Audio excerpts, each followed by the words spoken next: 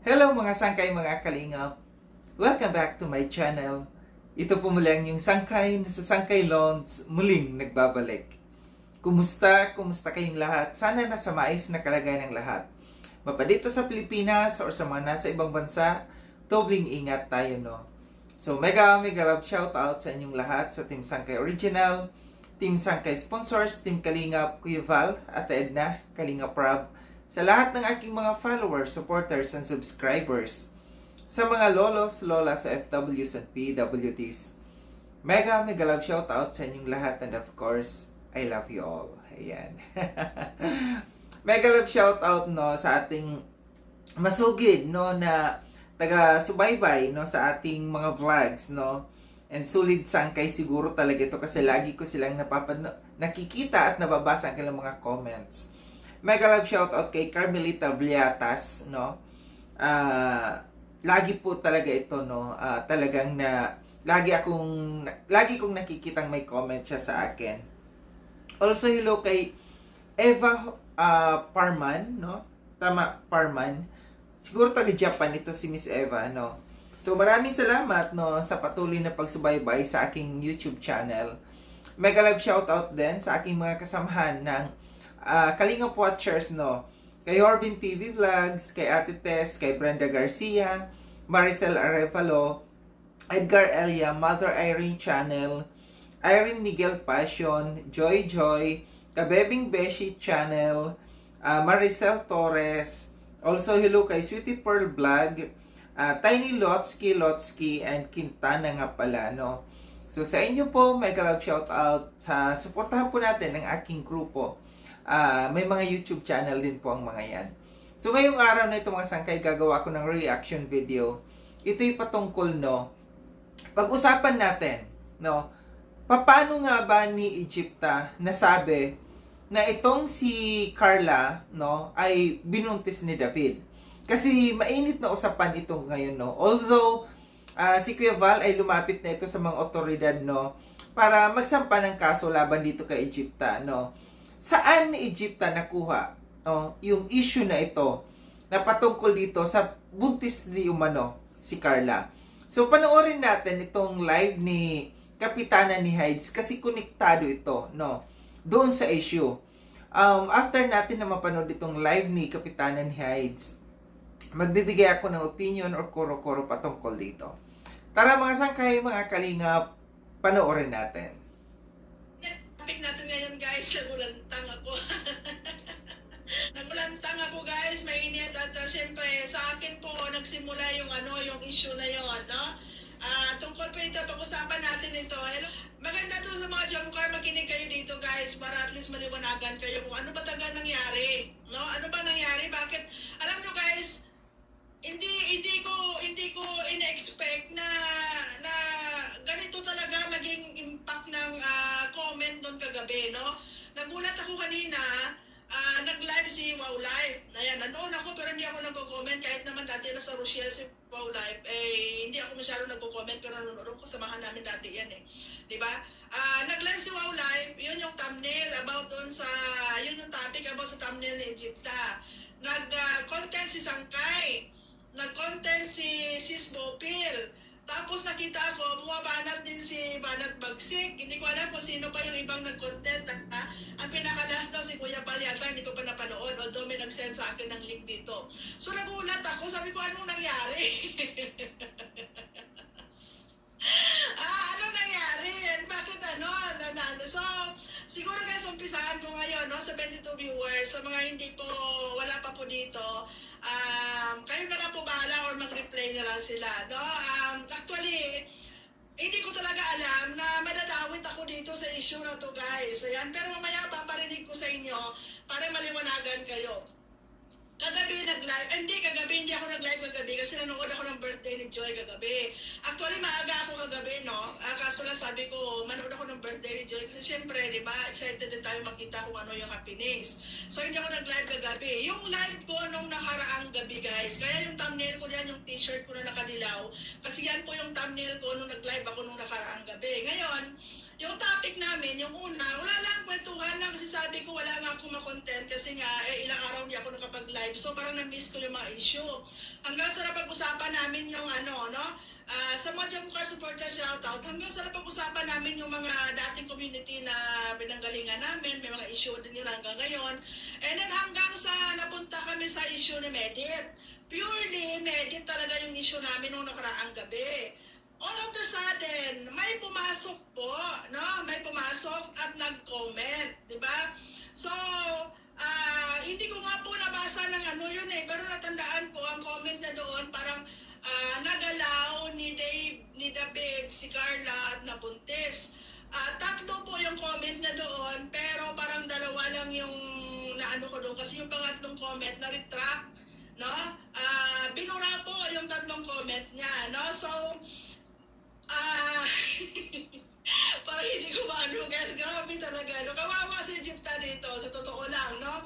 Pero ako guys, hindi ako kakampi kay Egypta, hindi rin ako kakampi dito sa sinasabi niyang eto yung may-ari na ako na nag-comment. Ako, fair na ako dito ha, so bahala kayo dyan mag-depensa ng mga sarili ninyo, no? So ngayon, may nag-comment. So ito po yung ano, ito po yung may nag-comment doon. Yun yung big issue, yung nagalaw ni David, nabuntis si Carla dahil nagalaw ni David. Yun po yung unang comment na wala po kaming topic about kay Carla nung nakaraang gabi.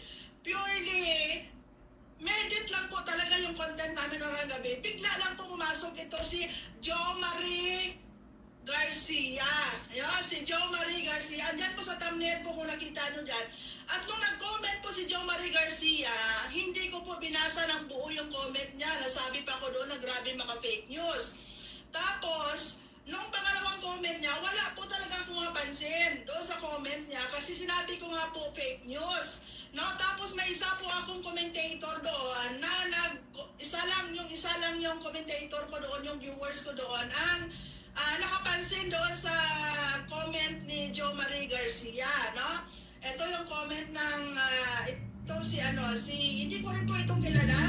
Hindi ko po itong kilala ang nag-comment na si Virgo 87, no? Si Virgo 87 lang po talaga ang pumansin doon sa comment ni Jo Marie Garcia. Sabi ni Virgo 87, diyan naka-thumbnail po diyan ha. Jo Marie Garcia, ayusin mo mga comment mo, no? So isa lang po talaga ang pumansin doon kay Jo Marie Garcia, no? Kasi wala po pumapansin kasi nga nung unang comment niya ay hindi ko tinapos binasa yung comment niya at sinabi ko grabe maka fake news, no? So ngayon, pangalawang comment niya hindi ko rin binasa, no? Hindi ko rin binasa. Parang mamaya parinig ko sa inyo, no? Tapos sa pangatlo parang ni-retract niya. So ang nangyari, wala po doon si Egypta sa live ko nung nakaraang gabi na yon. Wala po si Egypta doon, no? Hindi ko alam kung silent viewer siya or ni-replay niya.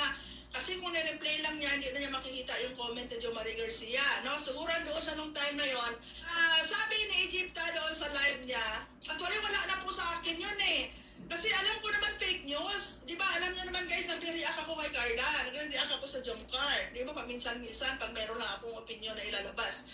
So wala po sa akin yun. Hindi ko po talaga pinasok sa utak ko yung corner. Until next day, kahapon nag-live si Egypta, tinamnail niya. Di ba? Tapos sinabi niya doon sa live niya na yung nag-commento na po yun ay si Afam. Ang tinatawag po nilang Afam ay si Jo Malin. So ngayon, nanonood ako kay Egypta guys, no? So ngayon, nung sinabi ni Egypta na si Afam yung nag-comment, di ba? Nung sinabi ni Egypta na si Afam ang nag-comment, sabi ko doon, nag-comment ako kay Egypta, sabi ko, litsugas. Si Jo Malin pala yung nag-comment na nabuntis si Carla. Alam ng mga, ng mga viewers ni Egypta, nag-comment ako doon. Nung sinabi niyang si Afam yon, nag-comment ako litsugas, sabi ko si Jo Malin pala yung nagsabi na buntis si Carla. Nag-assume po talaga ako na si Jo Malin yun. It is because si Jo Malin po yung founder ni Medit ngayon. Nag-assume po ako na si Jo Malin Garcia ay si Jo Marie kasi ang pangalan po ni Jo Malin is Jo Malin Cruz Garcia.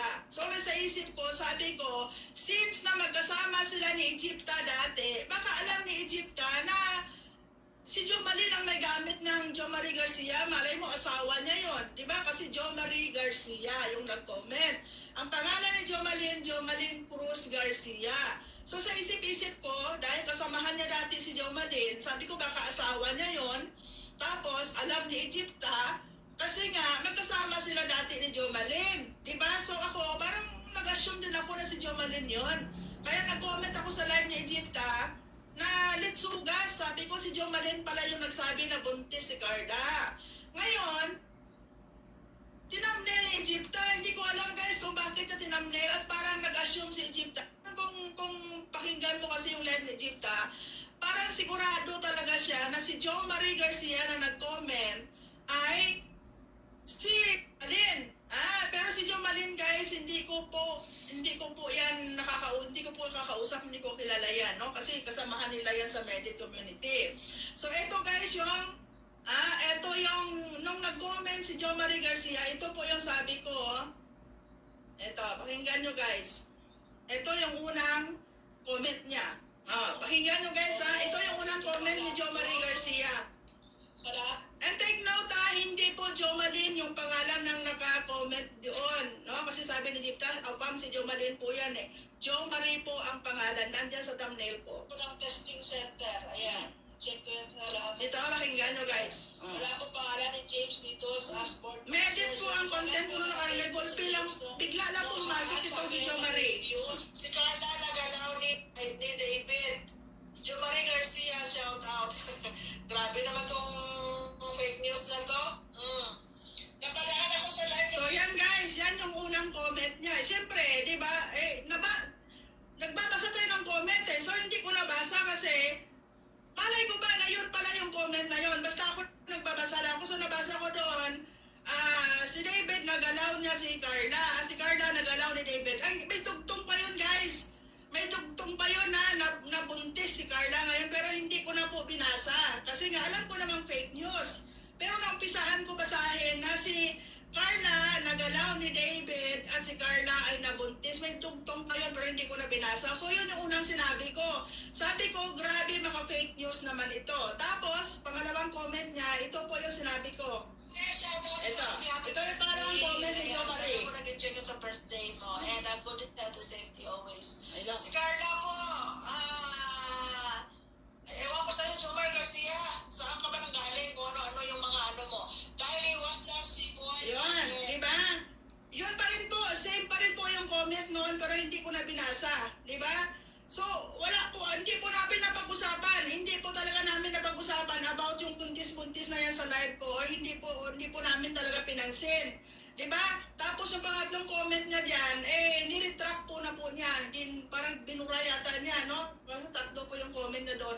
So, nag-comment po doon si Jo Marie Garcia. Hindi po yun namin napag-usapan sa live kasi nga sabi ko nung una fake news. Yung pangalawa, hindi ko na talaga binasa, no? So, kumbaga, wala po kaming pag-uusap sa live ko about po sa buntis-buntis si Carla kasi in-ignore po namin yon, no?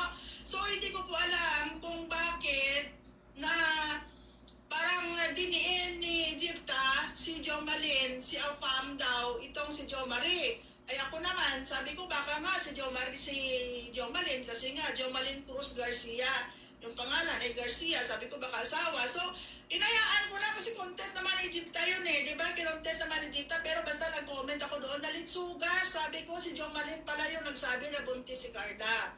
So ngayon, tinamnail po ni Egypta kahapon, hindi ko po alam, no? Na parang, siguro binigyan lang din ni Egypta ng reaction yon. Pero, hindi ko alam sa kanya guys kung paano niya binasihan na yung nag-comment na yun si Jo Malin. Kasi ako, alam ko sa sarili ko, fake news yun eh. Alam ko sa sarili ko, fake news yun, kaya hindi ko yung pinansin. Hindi ko alam guys kung bakit talagang idiniin talaga ni Egypta na si Jo Malin Garcia, yun, yung founder ni Medit. Sila lang po nakakaalam kasi sila po nagkakilala kasi di ba paminsan. So yun mga sangkay, mga kalingap, at napanood no yung live ni Kapitana ni Hides. Credit dito kay Kapitana ni Hides, no. Ito'y patungkol, dito nag-umpisa, no? Dito nag-umpisa yung issue na yan, no, ni Egypta. Kahapon nung ginawan ko ng ano yan, ng content ano si Egypta.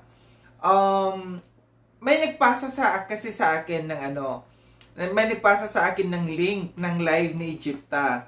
Sabi niya sa akin, Sangkay, paki-reactionan mo ito kasi binabastos ni Egypta si Carla at saka parang pinagsasabong ni Egypta si Carla at saka si Medet, no, na which is magkaibigan naman yung dalawa. Ngayon pinag-aralan ko yung video. Yung video na yun ni Egypta, umabot yun ng 1 hour and 50 minutes. Mahaba po yun yung kanyang live na yun. Then nung nakita ko na dito si Kapitana ni Hides, doon niya nakuha yung issue na yun sa live ni Kapitana ni Hides. Pinanood ko rin, no? Yung live ni Kapitana ni Hides. Then, totoo yung sabi ni Kapitana ni Hides na wala silang nabanggit doon, no? Na hindi nila na-content si Carla na buntis, si Carla, nabasa lamang niya yon. So, ngayon, ginawan ko ng ano, nung ginawan ko ng reaction, then tapos, kumalat na, no? Kasi maraming nakapanood doon sa aking reaction video na yon. Ngayon, nakapanood ni Kuya Val, tapos si Kuya Val nagpunta ng police station para ireklamo ito si Egypta. So ngayon si Egypta nagtago, no? Nagtago nung kanyang live na yon. Sinabihan siya ni Kuya Val na walang magtatago ng video. Pero bakit nagtago ngayon si Egypta ng video niya? So, ibig sabihin, natakot, no? Natakot si Egypta sa kanyang kagagawan dito. No? Kasi fake news talaga. Ngayon, dito sa paliwanag ni Kapitana ni Hides, no? Lumabas, no? Yung katotohanan na si Egypta ay gumawa ng kwento, dinampot lamang niya yung ano na ito, yung issue na ito, doon sa pagbabasa sa nag-comment sa live ni Kapitana. No? So hindi natin alam kung sinadya ito ni Egypta kasi magkatunog si Jo Marie Garcia at saka si Jomalyn Cruz Garcia, no? Magkatunog ang pangalan. Ngayon, doon sa live kasi ni Egypta, talagang binabanatan niya ito si Medet at saka si Jomalyn na tinatawag niyang Afam. Grabe yung banat dito ni Egypta. Tapos, mayroon pa siyang pinaparinig, no, na live ni yung tinatawag niyang Afam, no, hinahanap niya doon, no, naghahanap siya doon ng nabanggit yung patungkol dito sa kay Carla, pero wala siyang nahanap doon, no, na salita nung tinatawag niyang si Afam patungkol dito. So, ngayon, malinaw, no, na si Egypta ay gumawa ng kwento at tinambnail niya, ginawang kwento na walang katotohanan.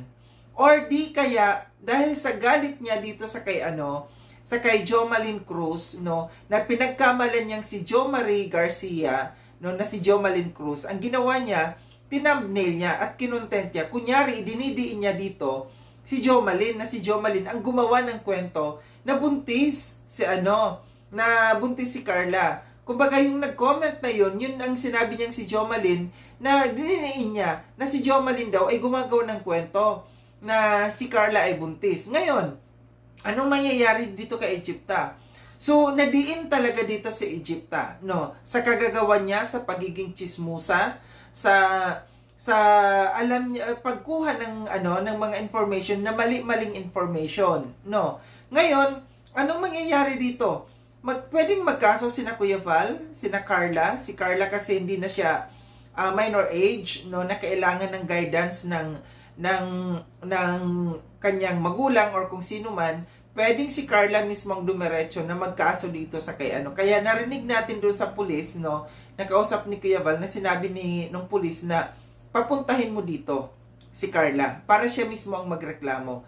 Pangalawa, pwedeng magreklamo dito si Jomalyn Cruz na kanyang binabalahura, yung founder ni Medet, na binabastos ni Egypta, na diniin ni Egypta na siya ang nagsabi na buntis si Carla, no? So ang mangyayari dito, ang lahat ng bagsak talaga dito kay Egypta. Ang pwedeng sisihin talaga lahat ng punot dulo dito ay si Egypta, no? Dahil mapanggawa ng kwento, gumawa ng kwento, may mga taong idiniin, at yung kanyang ginawa ng kwento, hindi katotohanan lahat ng mga kwentong ginawa niya. So, nanood lamang, siguro ito, hindi ko alam kung ito si Egypta ay nanood doon or may nagsabi sa kanya na, "Uy, Egypta, sinabi pala nito ni Jo Malin na si Carla ay buntis." Kinontent niya. Hindi ko alam kung pinanood niya itong live ni Kapitana, kasi malinaw na binanggit ni Kapitana na Jo Marie Garcia.